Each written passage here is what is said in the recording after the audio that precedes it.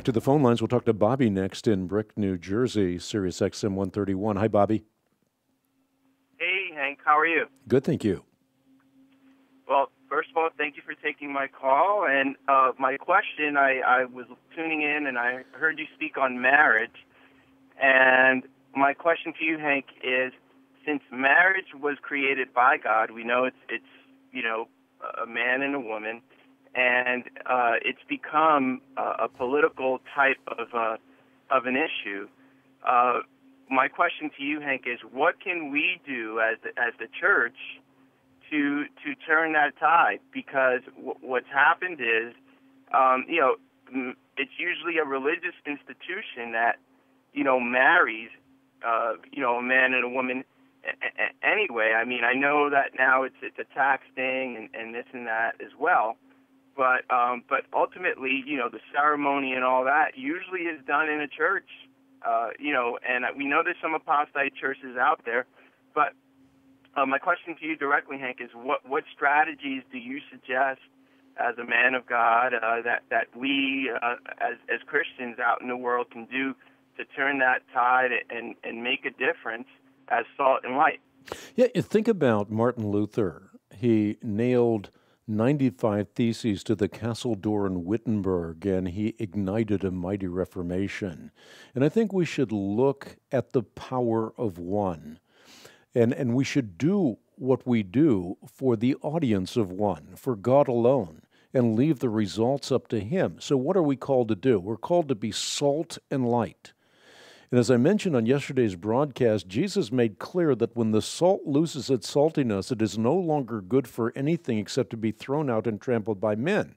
So we can look at a society and say the problem is pagans, when in reality, according to Jesus, the problem is the salt has lost its saltiness.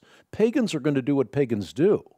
What transforms a civil society is Christians being salt and light. That's what transformed the Roman Empire, and that's what can be transformational today.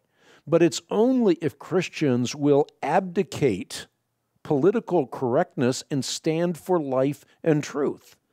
And I should note that there are inherent hazards in marriage redefinition.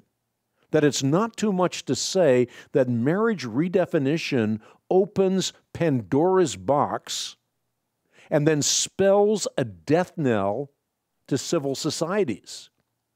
Fairly applied, you take the logic that is being espoused today, the narrative that is being communicated. That narrative, if you strip it down, simply erodes the rational basis for rejecting aberrations that range from polygamy to incest. And you can well imagine the social impact on women and children. It's singularly draconian. So this is no trifling matter. And this is why we're telling people all the time that discernment skills are needed, that we need to learn how to think Christianly, because if we do, we can be salt and light, but if we do not, then all we are is a microcosm of the culture. Now, again, can the landslide be turned around? We don't know that. But we are not called to change anything. We are called to be faithful. We're not even called to win. You look at the Apostle Paul, did he win? Well, in a short temporary sense, no, he didn't. He died.